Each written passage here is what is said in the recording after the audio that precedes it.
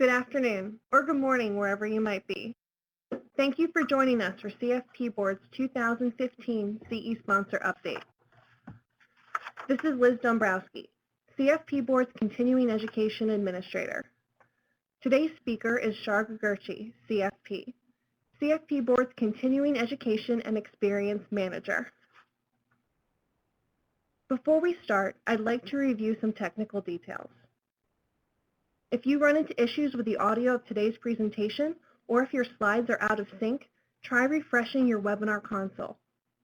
To do that, press F5 on a PC, or on a Mac, Command R. You'll see a question and answer function on your screen that you can use at any time throughout the program to submit questions to us. We'll try to address as many questions as possible during the Q&A session at the end. If we don't get to your question today, we will follow up with you after the event. There is no continuing education granted for attendance at today's webinar.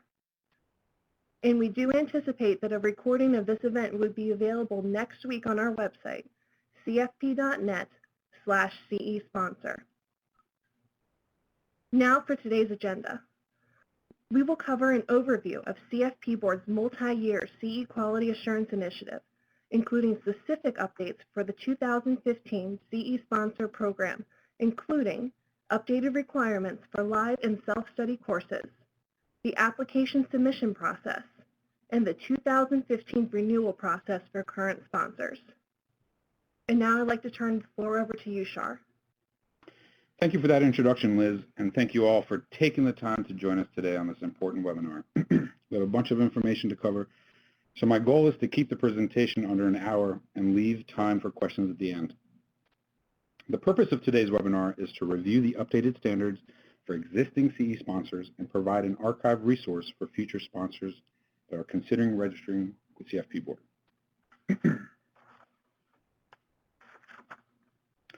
So first we're going to take a look at the CE Quality Assurance Initiative. The multi-year CE Quality Initiative is part of CFP Board's ongoing review of the CE requirements for CFP certification. Let's take a quick look at the purpose that the process that led up to the changes we're going to discuss today. In 2012, CFP Board staff and our Council on Education completed a comprehensive review of our CE requirements and developed several recommended revisions, which were released for public comment in August 2012. That public comment period generated a high level of response from CFP professionals and other stakeholders. The core message we heard from those comments were, 1, the quantity of CE currently required is sufficient for continuing competency, and 2, CFP Board needs to take action to raise the quality of the CE programs available to CFP professionals. Based on the feedback from our stakeholders and on additional research that was conducted and presented to the Board, in November 2013, the Board of Directors approved a multi-year plan to upgrade the quality of CE, which seeks to align CFP Board standards with industry best practices and the CPA CE standard, which serves as a benchmark for a profession based on technical accuracy and regulatory compliance. 2014 represents the first year of this initiative, with implementation of the Ethics CE updates and additional research on general CE requirements having been completed earlier this year. In 2015, we will be implementing Phase 1 of the initiative, with the details of those updates being distributed to all general CE sponsors as part of this webinar and additional communications being distributed in the coming weeks. In 2015, we will be implementing Phase 1 of the initiative, with the details of those updates being distributed as part of this webinar. In 2016, CFP Board will reflect on the Phase 1 changes and assess, revise, and recognize those aspects of the standards that require additional modification. In 2017, we will introduce the second phase of the updates for all CE sponsors, based on research and analysis conducted in the prior year, 2016. And finally, by 2018, CFP Board aims to align with the CPA model for CE quality. So here's the Board of Directors resolution. And as part of that, we believe that CE plays an important role in the CFP certification requirements, as the continuing competency of CFP professionals is an essential element to protecting the public and earning its trust. And CE quality is the most effective means to ensure ongoing competency. The establishment of appropriate standards for and delivery of continuing education are inherent in CFP Board's mission to benefit the public. In November 2013, CFP Board of Directors resolution tasked CFP Board staff to aggressively implement an action plan which will create a quality assurance program for CE similar to other professional organizations in the next 3 to 5 years. Following the board resolution, CFP Board posted a press release on November 13, 2013, which was widely distributed. Most of the Phase 1 2015 updates that we will talk about today were outlined in this press release, including stated learning objectives, level of complexity, and enhanced instructor qualifications.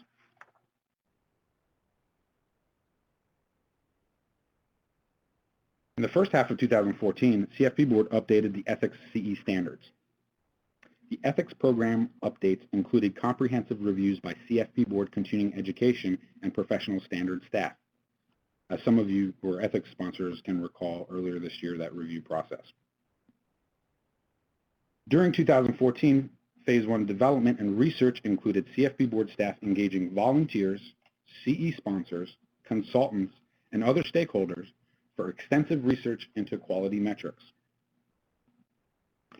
CFP Board's Council on Education, which includes academics, practitioners, and CE sponsors, played a major role in the development of the multi-year strategy, specifically the Phase 1 changes we'll be discussing today.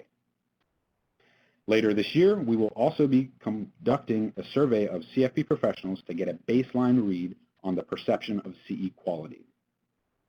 This will serve as a benchmark for the later phases of the initiative as we look to assess, revise, and recognize standards as part of the Phase 2 updates.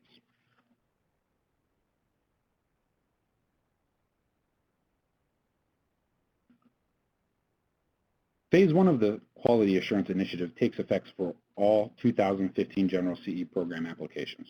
However, many sponsors and CFP professionals need programs to be active and ready to go on January 1st, which is why we are releasing the details now so that sponsors can have ample time to make adjustments before the effective date. We'll be talking about the details of the 2015 renewal process later on in this presentation. In 2015, we will be introducing a formalized complaint procedure where CFP professionals will be able to formally submit their complaints about CE programs to the CFP Board for review and consideration, with repeat violations of the CE sponsor agreement subject to consequences, including termination of CE sponsorship.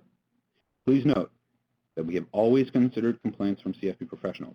However, we will have a more formalized, systematic approach to collecting and analyzing this information. We will also be increasing the frequency of our random audits and releasing the aggregate results for review and comment. Based on industry best practices, the audit process represents the best way to measure sponsor compliance with updated standards. Audits are categorized as for cause and random. If the subject of an audit, the CE sponsor is required to provide all relevant course materials and content per the CE sponsor agreement. The goal here is to correct violations and keep sponsors in compliance with the standards, not to revoke sponsorship.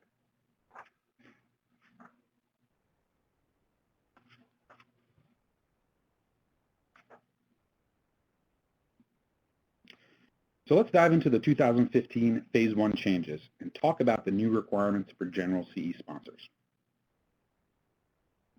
The updated 2015 requirements can be categorized into 4 main areas. They are the level of complexity, learning objectives, instructor and author qualification criteria, and finally, self-study updates.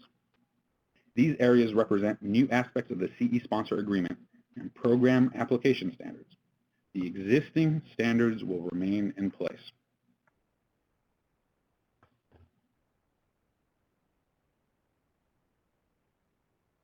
So program description consists of the program summary, the learning objectives, and the level of complexity.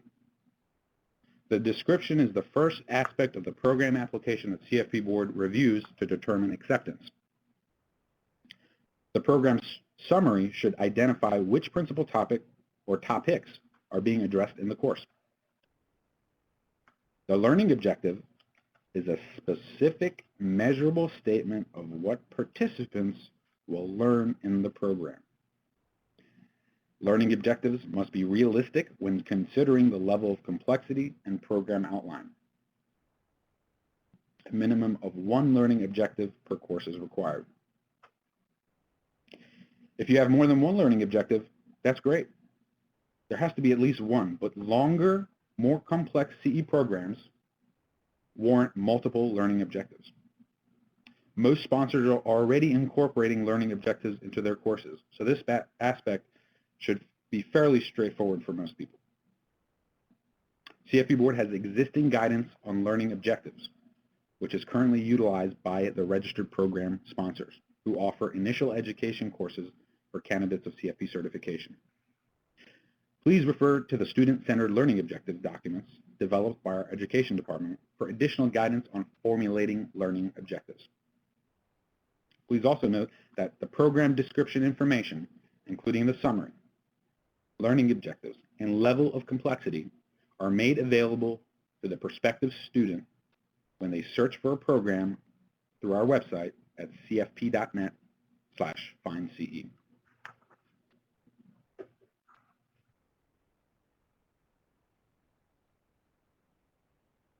So the last part of the program description is the level of complexity,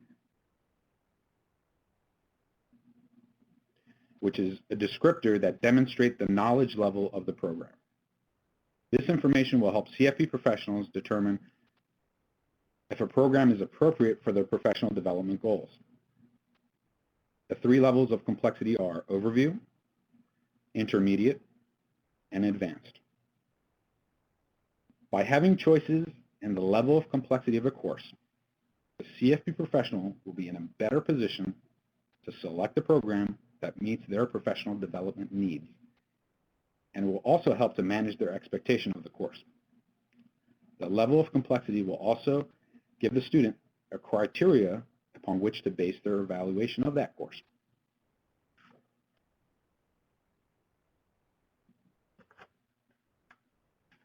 So continuing on with level of complexity, CFP Board has provided the following guidance on the three levels of complexity which correlate to the knowledge base of the course and the prospective student. Overview level programs provide a general review of a subject from a broad perspective or dive into basic knowledge on a specific skill or topic. They are best suited for CFP professionals seeking knowledge in an unfamiliar subject area and with entry-level experience. Intermediate level programs build upon knowledge that would be covered in an overview level program or assume that working knowledge in the subject to be covered is a prerequisite.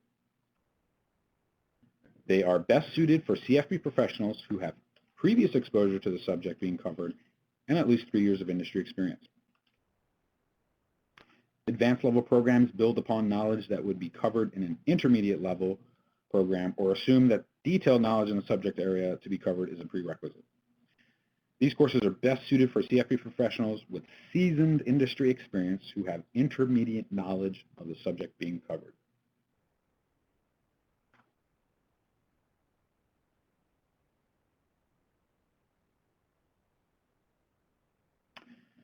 As part of the Phase 1 changes, CFP Board is enhancing the requirements for program development. CFP Board has existing requirements for all general CE programs, but we have enhanced the standards to provide specific guidance. Although the instructor and author for a course may be the same individual, a subject matter expert needs to be involved in the authorship and review of a course. A subject matter expert must be an individual that has academic credentialing, industry credentialing, or expertise engaged in a profession relevant to the content. Some examples include CFP professionals, CPAs, estate planning attorneys, PhDs, or CFAs.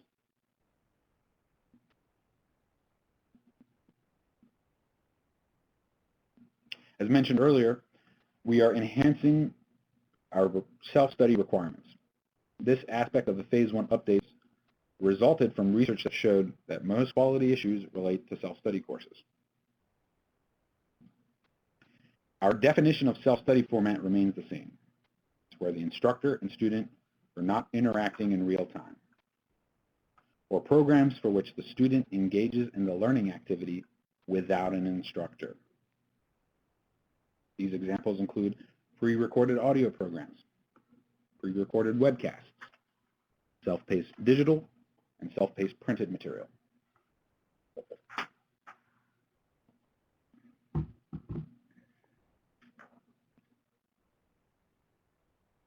The first aspect of the self-study requirements that are being enhanced relate to the assessment requirements. We will still require 10 questions per credit hour with a minimum passing score of 70%. However, as part of the Phase 1 updates, we also require that each assessment question connect to the stated learning objectives, that no true-false questions will be used, and that the questions cannot reference the page number for the correct answer.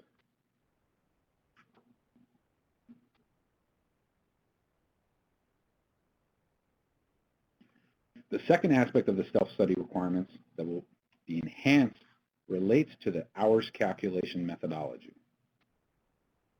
The existing aspects of how credit hours are applied remains the same.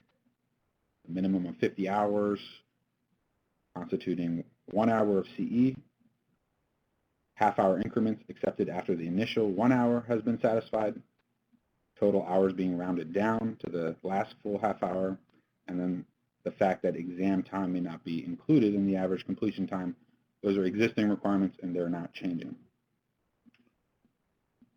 The updated requirement relates to the average completion time methodology. CE sponsors will have to apply one of two methods to quantify the average completion time, either through a use of a pilot program where at least 5 professional participants are selected to gauge that average completion time, or through the following word count formula, which is used throughout the academic community. These two methods are based on industry best practices.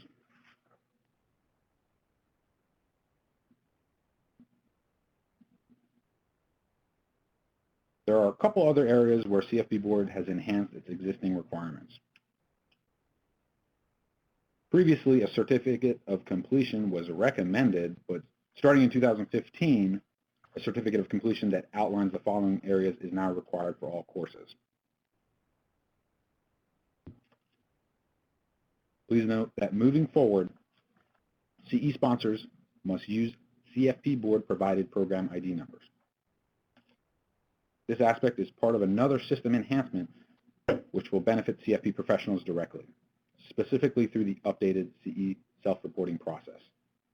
We'll talk about that unique CFP Board program ID number when we talk about the procedural updates next. Another aspect of our existing standards, which we wanted to just highlight here, is the limitation on program titles, where trademark names and titles of other designations, license, and certifications are excluded. So this is more of a reminder rather than a new standard.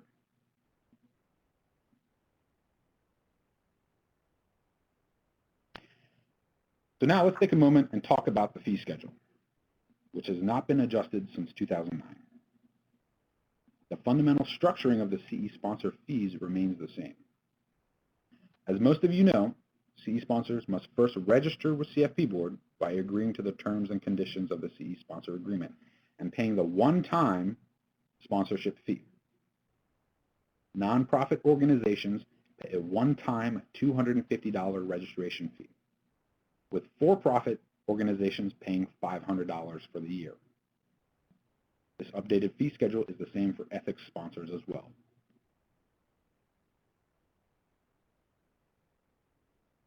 Once a CE sponsor is registered with CFP Board, they will have access to the online CE program application through their CFP.net account. CE program application fees are assessed for each CE hour applied for. Nonprofit organizations pay a one-time fee for each program at a rate of $20 per hour. For-profit institutions pay $40 per CE hour requested. So for example, if you have a course for 3 hours of CE credit, there's a one-time $60 program registration fee to CFP Board if you're a nonprofit sponsor. That's no matter how many times you end up offering the course throughout the year or the number of participants.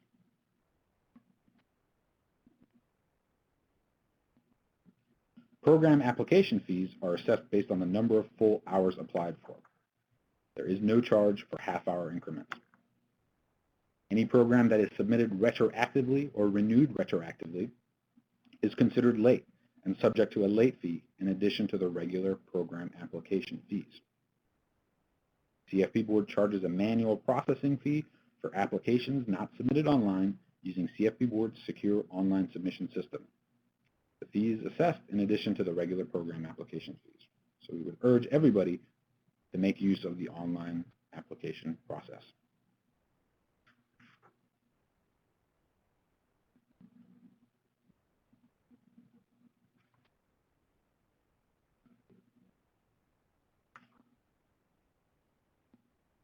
So due to the new requirements as part of the updated CE standards, there are some adjustments to the process, specifically on the online program application, which will now collect information on learning objectives, the level of complexity.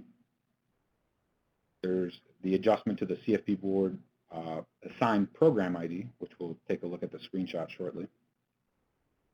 The program offering dates for live format programs is also adjusted. And due to the enhancement of the self-study requirements, we have that hours quantification methodology that is now collected for self-study programs. And then finally, the CE hours requested section of the online program application has been adjusted. We'll take a look at those screenshots here shortly. And then we're going to review with everyone CFP Board's program review process just to highlight and reiterate the aspects with regards to principal topics and topic exclusions.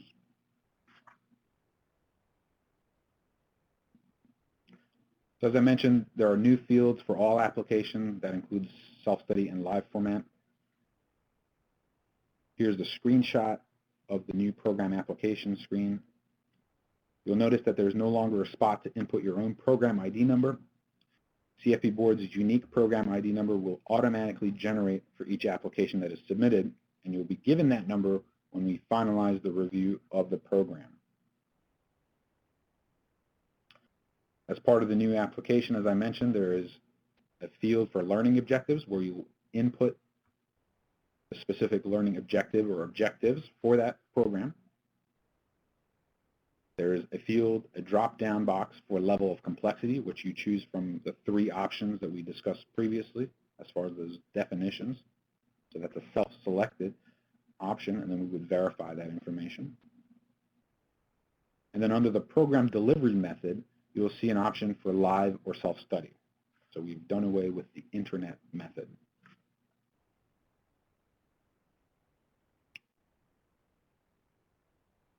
So there's also new fields for live programs, and this is the screenshot for the section of the online program application that relates to live program formats.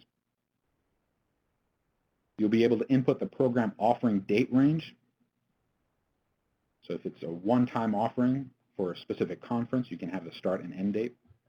But please note that once the program is accepted, the sponsor will have the ability to adjust the offering dates as needed without having to create a new application. And that's all done through your online account through CFP.net. Once the program is accepted, you have an option to adjust the program offering dates for future offering.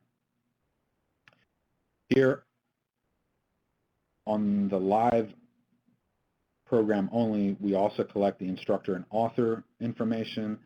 And as we mentioned previously, this individual has to be a subject matter expert as defined. So their information is input here for live programs. For self-study formats, we have some adjustments to that section of the online application. Here's a screenshot of the updated self-study section. And there's a new area where the information about the number of exam questions and a description of how the average completion time is collected. As discussed previously, the average completion time consists of one of two methods, the pilot group or the word count formula.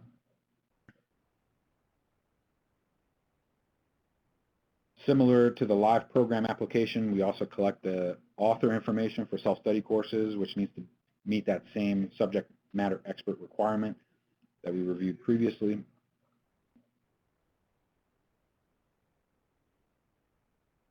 Finally, the last section of the online program application process that we updated relates to the number of CE hours requested. And that's both for self-study and live courses. Previously, the sponsor would have the principal topic buckets in this section, and they could choose from which principal topic it applies under. Given the frequency of the principal topics changing, causing confusion for many sponsors in the past, and the fact that this information needs to be addressed within the program description section as far as the summary and the learning objectives, regarding how the program relates to our principal topics, we consolidated the section into the total hours requested. So that's the data that will be collected going forward.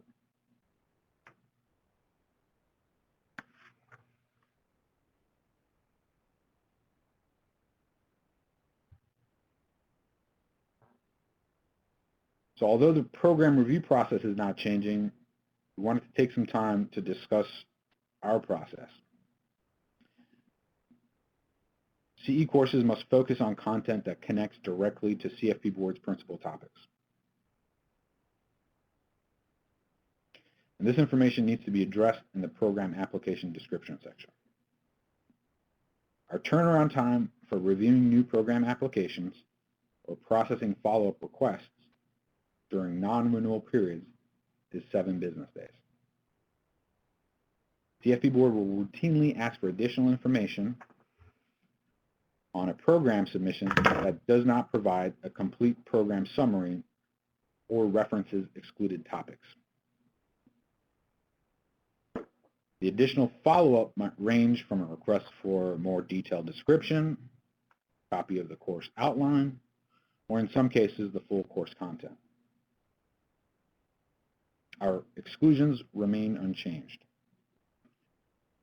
CE credit is not accepted in the following situations: informal discussion groups, and programs in which the subject content pertains to practice management, marketing and sales, specific company or product presentations, or any other area not included in the list of principal topics. The CFP Board defines practice management as programs focused on the planning, development, and management of a CFP certificant's business operations, including topics such as office management, business development, business model design, budgeting processes, leadership training, and other activities that don't directly contribute to the knowledge, skills, and abilities needed for a CFP certificate to provide competent and ethical financial planning to clients. So that's our existing definition of practice management that's been on our website. We just, again, wanted to reiterate that because it has come up so frequently as far as questions from sponsors.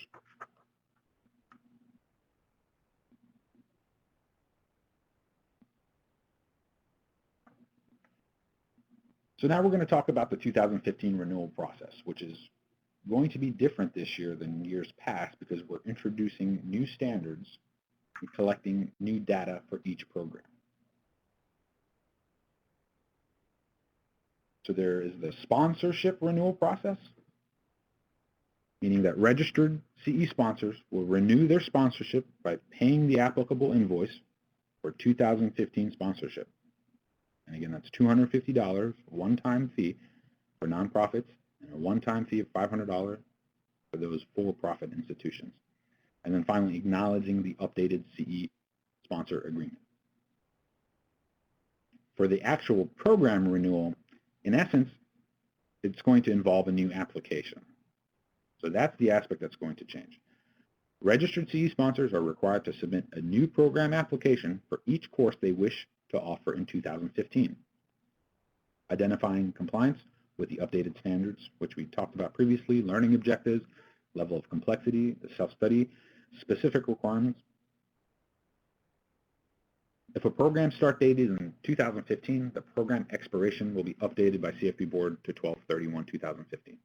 What that means is during the renewal window, since we're in the calendar year 2014, the system will automatically think that it's a 2014 application, but don't worry, we're going to adjust that on our end, so we want to just make that reference clear here. Additionally, as part of the renewal process, since we're going to be reviewing a high volume of submissions in a short period of time, our turnaround time as far as processing is going to increase to 20 business days rather than the traditional 7 business days. So here's a timetable as far as the renewal time frame. So in October, next month, the 2015 renewal window will open. CFP Board will continue to accept 2014 program applications, but the updated fees will apply. I'm going to pause there and reiterate this fact that once the renewal window opens, all of the new program applications, even if they're for 2014, are going to be subject to the new fees. So if you're a sponsor that has programs that you're waiting to submit to us that's going to be offered between now and the end of the year, we urge you to submit those applications to us as soon as possible, and certainly before the renewal window opens. We're going to be communicating when the renewal window opens within the next week, with a target date of around October 8th. But that confirmation will go out within the next week. So once the renewal window opens in October, existing CE sponsors will pay the 2015 sponsor registration fee and submit new program applications for 2015 program offerings. Once January 1st rolls around, the renewal window for 2015 will close, and any sponsor who has not paid the 2015 sponsor registration fee will be deactivated. And deactivation, as a reminder, means that you cannot advertise yourself as a CE sponsor or offer CE programs for CFP professionals. And then once the renewal window is closed in January 1st, those CE sponsors that are registered may continue to submit their 2015 program applications just like they would any normal period. Well, thank you, Shar. We're now going to review questions that we received both before and during the webinar. We are planning to conclude on time, so if we do not get to your question today, we will reach out to you individually. However, before we get to those questions, just a few reminders. The topics we discussed today will be posted to cfp.net/CE sponsor. CFP Board will also be sending out communications about the 2015 CE updates next week. If you have any questions in the interim, though, please reach out to the CFP Board CE staff at cesponsor@cfpboard.org. If you or any of your program attendees have questions or comments about the CE Quality Initiative overall, please send that feedback to CFP Board at cecomments@cfpboard.org. Now, Shar, I'd like to give you one of the questions that we did receive before the webinar. Okay. Will CFP professionals still be allowed to self-report CE for courses taken through an approved provider who does not register their courses or report to CFP Board via a roster? So that question, as you mentioned, did come in before the webinar, and we certainly want to address it. And I believe what the individual is asking is, if you are a CFP Board registered sponsor offering CE credit, are we still going to have the option for CFP professionals to self-report those courses? So we have two options for self-reporting. CFP professionals can self-report CE courses that are already registered with CFP Board by the sponsor, But rather than waiting for that possibly up to 4-week turnaround time for the sponsor to submit that batch report to us, will that individual still be able to self-report those credits to us?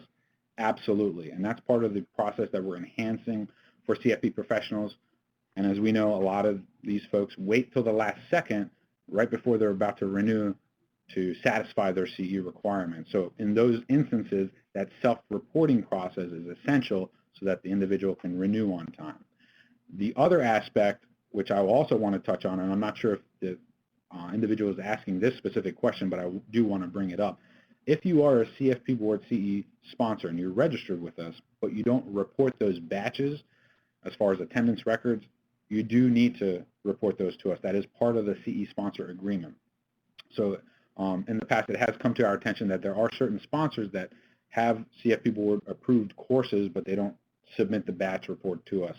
So we do require that all CE sponsors that are registered, that have registered CE courses, report those attendance records to us so that we can upload it and apply the applicable credit to those individuals that are participating.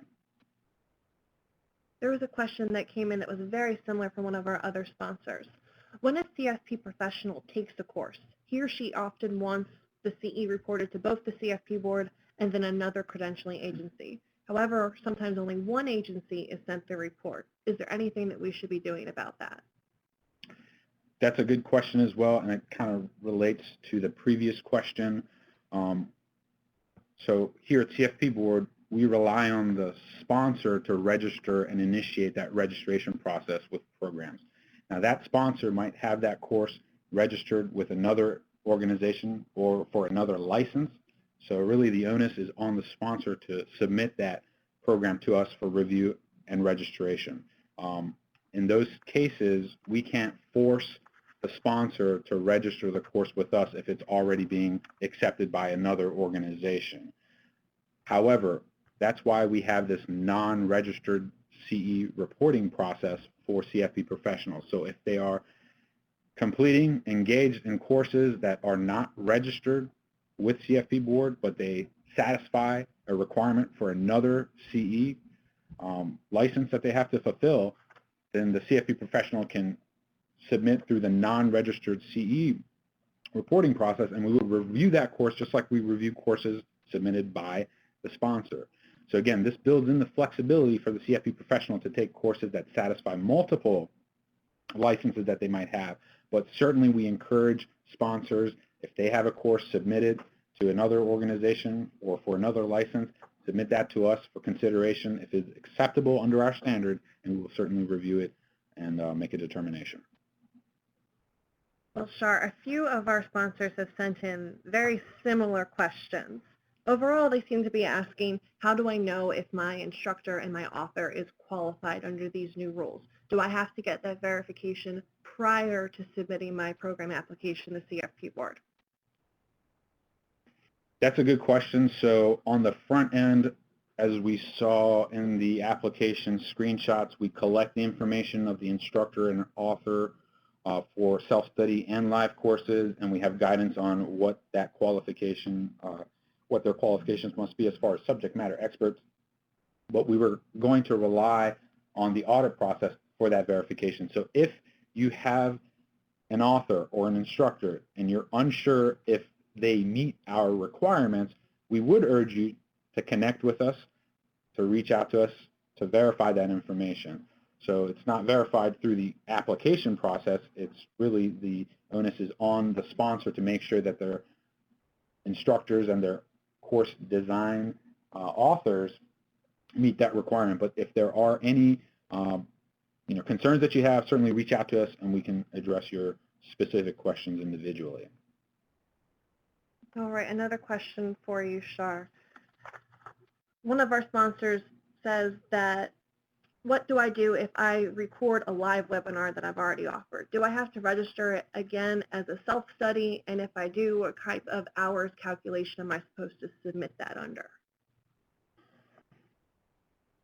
So that's, okay, so the webinar is recorded. So once a webinar is recorded and available for archive viewing, it would fall under the self-study requirements.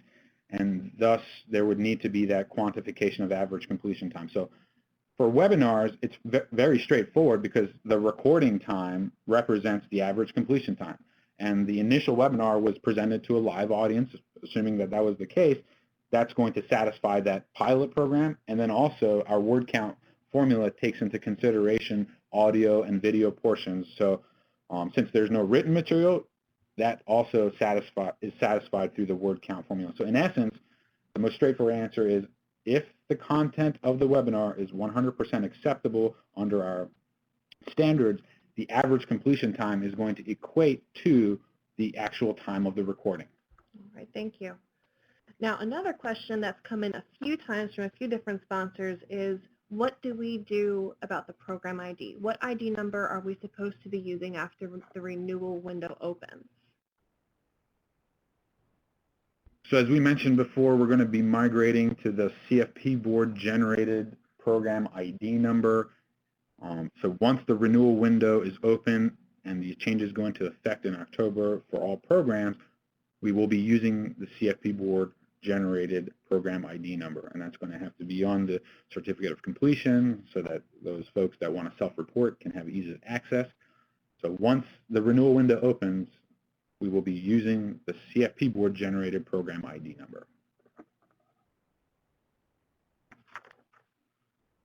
Now, one of the sponsors did ask that they noticed during the webinar that there is now self-study and live, and previously the sponsor said that they were submitting live webinars. What method of delivery do I want to submit those programs under now? Okay, so internet, when we reviewed our standards and we looked at the different options, we found that internet really wasn't indicative of a different delivery format other than self-study versus live. For example, you can have a live presentation delivered through the internet like this webinar today. So this, if this was a CE course, this would be considered a live course. Once it's recorded and for archive purposes, it's still through the internet, but then it becomes a self-study course. So really, internet didn't serve a purpose as far as an applicable format. So those courses will, again, be reviewed because we're getting new applications. So at that point, the sponsor will determine, is this a self-study course or is this a live course? So the internet aspect really doesn't come into play with regards to those two definitions. All right, can I ask you a question myself, Star? Sure. So if you would be willing to just go over the enhanced audit process again, so specifically, how is CFP board going to be releasing those aggregate results?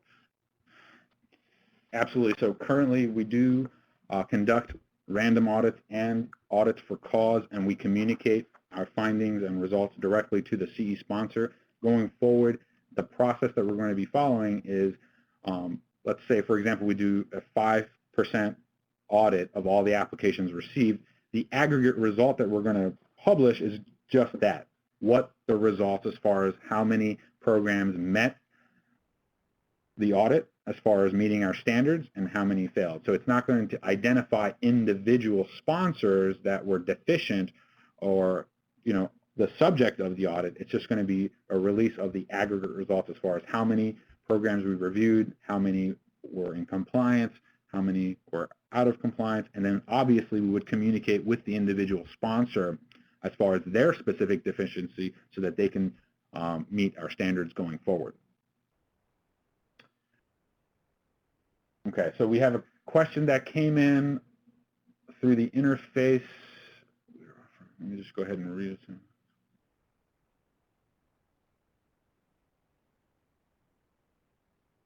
Okay, so the question came in.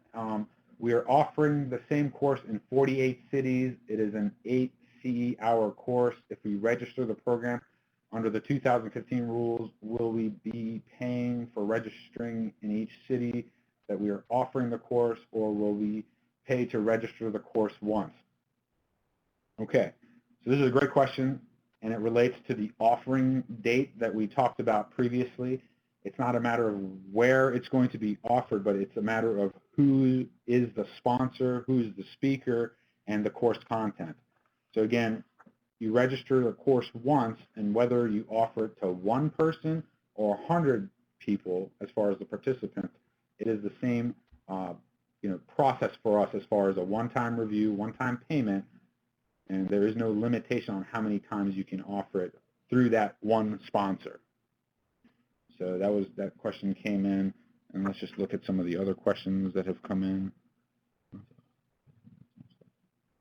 Okay, so another question that along the similar lines, if we're going to offer the program a number of times throughout the year, should we enter the date of 12/31 as the offering end date, even though we don't know how many times we're going to offer it? So again, along the same lines, you have the ability to adjust the offering date once the course or program is accepted by CFP board.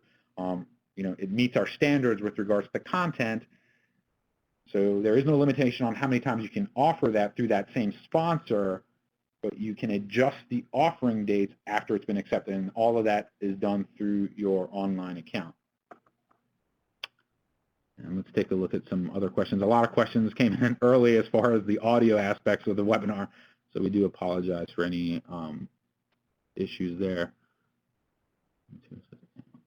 So there's a question that says, you say a one-time fee, but the written material says annual. Please clarify. So yes, this is a one-time annual fee. You pay it once per year. It's a renewal process on a calendar year basis. So it is one time for the year. Can it be offered through the year? Okay, another question again with regards to this offering date field. Can it a live course offering, can it be offered throughout the year? Yes, once you have a course accepted, the offering date range can be adjusted, and you can offer it multiple times throughout the year for that same sponsor. I think these are along the same lines. Is it late fee charge? Can we do a live conference call? Okay, this is a really good question. When is the late fee charge? And it's a two-part question. And can we do a live conference call with questions and answers, then then record that session and use it for CE credit? Is the recorded session considered live? So the recorded session, as I mentioned earlier, once you record it and offer it for archive purposes, you'll have to have that question ratio aspect to it. As long as the content meets our requirement, it can be applied under the self-study guidelines as well. And then the other part of the question was, can we do a conference call? Again, informal discussions cannot count, but if it's a conference call with a stated agenda as far as topics to be covered, areas that are applicable under our standards, that's acceptable. So for a live session, that would meet the requirements, but once you record it and offer it for archive viewing, then you have to have that question ratio session, and you must have the participants that are viewing the archive version submit those questions. The sponsor has to grade it, so that aspect comes into play, and you cross over from a live format to the self-study format once you record a live presentation. Then may I go back to their first question? Sure. Regarding when is the late fee assessed? Yes, I did overlook that first part, and the late fee is charged if the application is received after the course is delivered. So the reason why we charge the late fee is because it goes against our internal processes with regards to backdating the effective date, and also there's, in many cases, additional follow-up that's required on those courses to make sure that it's in compliance. So you can submit programs late after it's been offered, but if you do so, you cannot advertise that it's accepted for CFP Board CE credit, and furthermore, because it requires a lot of processes outside of our normal processes as far as backdating, we do charge that late fee. And then I'd like to bring up one of the questions that we Sure. received. Now, you had mentioned earlier in the webinar that there's a new self-reporting option for CFP professionals. Do you know when that's going to be available, and how will you be sharing that information with the CE sponsors? So yes, this enhancement to the self-reported CE process is going to make the CE sponsors' lives a lot easier. It's going to make the process a lot more efficient for the CFP professional, especially those that procrastinate until the last minute. That launch is expected within the next couple of weeks, and it's really it's going to build upon the existing framework and make the self-reporting process more intuitive. So once we have that live, we will be developing and releasing resources for CFP professionals to use, and certainly will communicate those resources to CE sponsors so that they can distribute that to the participants of their courses as well. So be on the lookout for that information on our website. And again, in the next week or so, by Monday, we're going to be releasing the exact date of the 2015 renewal window when you'll have access to the updated program applications. And then if you have any additional questions that come up, and if we didn't address any of the questions that came in today, we will be reaching out to folks individually. Yep, we have time for... I have one more question. It's the most popular question of the day. Must have received about 20 different times. When will this recorded webinar be up on the website, and can we send out copies of the slides? Absolutely. So the slide copies will be made available and released, including the archived version of the webinar, and we do expect that information to go out on Monday. So a lot of CE sponsors weren't able to make today's call, so we're going to have the archived version available. So we're going to send out an email and mail communication that's going to summarize the updates for 2015. It's going to give you the link to the archived version of this webinar for future viewing. So yes, we'll make all those resources available. If you have additional questions, certainly feel free to reach out to us directly. So again, please keep an eye out for those renewal communications. We will be posting this presentation and the slides on our website. Please feel free to reach out to us if there are any additional questions, and we will follow up on those that we were unable to answer during this webinar. We really look forward to working with you next year. You have a great rest of your day. Thanks, everyone.